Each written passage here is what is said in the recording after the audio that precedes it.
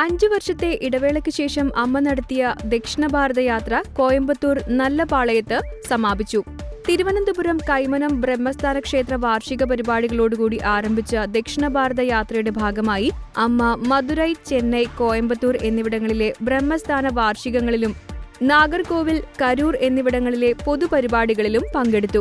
2 ദിവസം നീണ്ടുനിൽക്കുന്ന ബ്രഹ്മസ്ഥാന വാർഷിക ആഘോഷങ്ങളുടെ ഭാഗമായി ക്ഷേത്രത്തിൽ നടന്ന ശനി, രാഹു പൂജകൾക്ക് അമൃതപുരി ആശ്രമത്തിൽ നിന്നുള്ള സന്യാസിനിമാരും ബ്രഹ്മചാരിണികളും നേതൃത്വം നൽകി. 100 കണക്കിന് ഭക്തരാണ് ഈ പൂജാകർമ്മങ്ങളിൽ പങ്കെടുത്ത് അനുഗ്രഹം ഏറ്റുവാങ്ങിയത്. പൊതുപരിപാടികളിലും ബ്രഹ്മസ്ഥാന ക്ഷേത്ര വാർഷികങ്ങളിലും ധ്യാനവും ഭജനയും നടന്നു.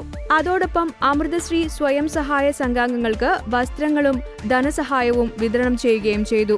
ജീവിതത്തിലുണ്ടായിരിക്കേണ്ട അടിസ്ഥാന ഗുണങ്ങളായ സ്നേഹം, വിനയം, കാരുണ്യം എന്നിവയെക്കുറിച്ച് ആഴത്തിലുള്ള അറിവ് പകർന്നുകൊണ്ട് നടത്തിയ സത്സംഗത്തിൽ നിസ്വാർത്ഥതയുടെയും പരിസ്ഥിതി സംരക്ഷണത്തിൽ നമുക്കുള്ള ഉത്തരവാദിത്തത്തിന്റെയും പ്രാധാന്യം നാം മനസ്സിലാക്കണമെന്നും പ്രകൃതിയുമായുള്ള ബന്ധം വളർത്തിയെടുക്കണമെന്നും അമ്മ പറഞ്ഞു. എല്ലാ സ്ഥലങ്ങളിലും തന്നെ ദർശിക്കാനെത്തിയ മുഴുവൻ പേരെയും കണ്ട് സ്നേഹപൂർവ്വം ആലിംഗനം ചെയ്ത് ദർശനം നൽകിയ ശേഷം മാത്രമാണ് അമ്മ വേദി വിട്ടത്.